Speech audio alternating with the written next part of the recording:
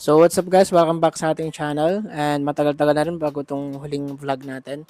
So ngayon, for this video, itetest natin yung apat na power light tsaka dalawang moving head.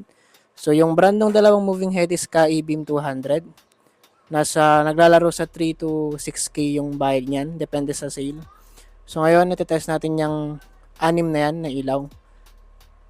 So ito yung mga gamit na natin, nandito na. Ayan o. Pero ilaw lang muna tayo ngayon. So kung meron kayong request na gawa ng video is i-comment nyo lang sa baba. So tara. Okay, unang-una, para sa mga light natin, kailangan natin ng quality na XLR cable. So kung mapapansin nyo, itong isa, ayan o, naglo-loss yung connection yan.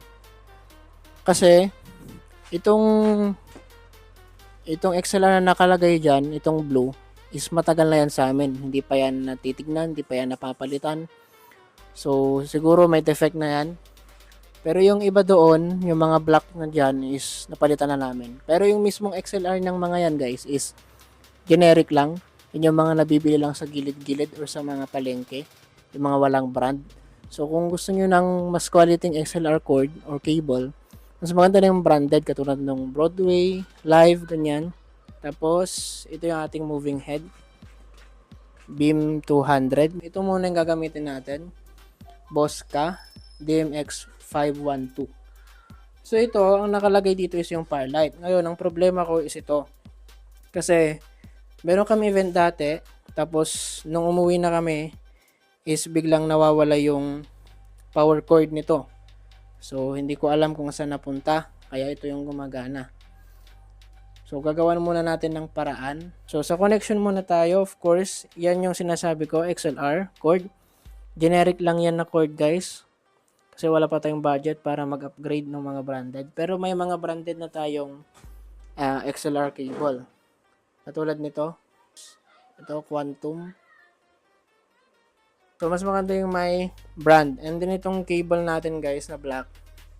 XLR cable is Quantum din yan. Quantum cord. Ayan. So, kung mapapansin nyo, nawala na yung paglulus niya. Yung bigla-biglang umiilaw.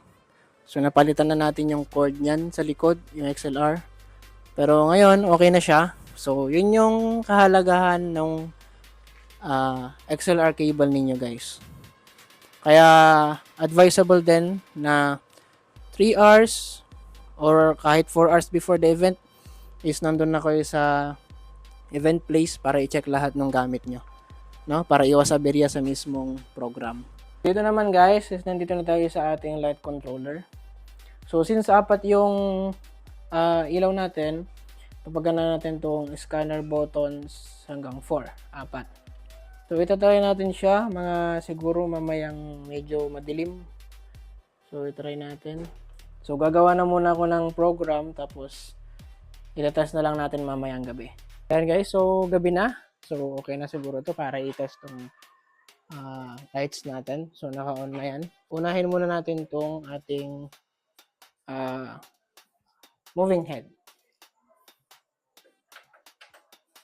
So, test natin yung ginawa nating program, which is sa bank 4.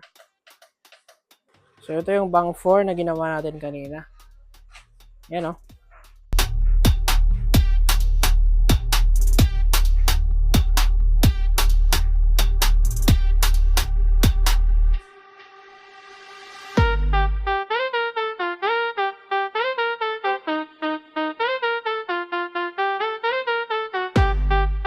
Okay, so ngayon naman is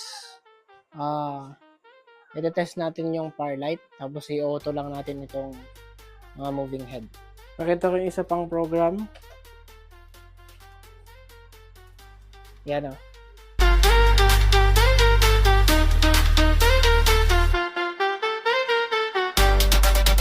So, good.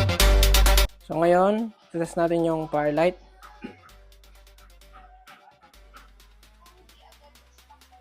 Red, green, blue, and white.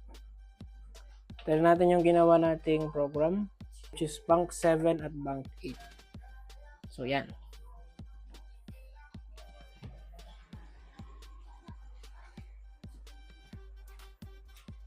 So, ito yung running light.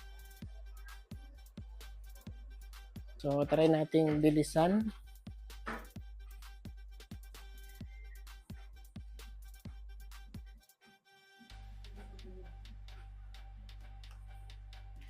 Ayan. So, binilisan natin. So, ganyan siya. Running light. Naman natin sa bank 8. So, ayan. Iba-ibang kulay naman. Tapos, parang nagpapalitan lang yung 1 and 4, tsaka 2 and 3. Ayan. Yan yung ating moving head, oh.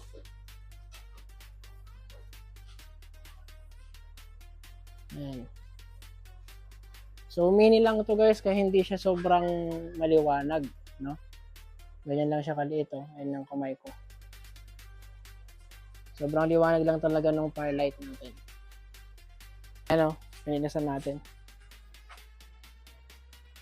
So, ang kagandahan sa pag may program kasi guys, pag nasa mismong event na kayo, is hindi na kayo magmamano-mano na magpihit-pihit ng mga slider ng controller ninyo. So, pipindutin nyo lang siya doon sa ating controller, ganyan na siya. Tapos, may fade din yan, pwede siyang lagyan ng fade, pwede siyang bilisan, and so on. Pag may fade, ganito yung itsura. Ayan. Mas smooth yung pagpalit ng ilaw. Ayan.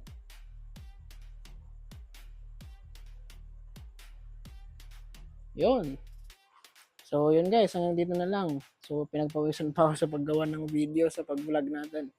So, yun. So, sa next, subukan natin i-review honest review yung ating Ka-E-Beam 200. So, yun lang. Tapos, try rin natin gumawa ng tutorial paano mag-program. So, hanggang dito na lang guys. Salamat sa panonood.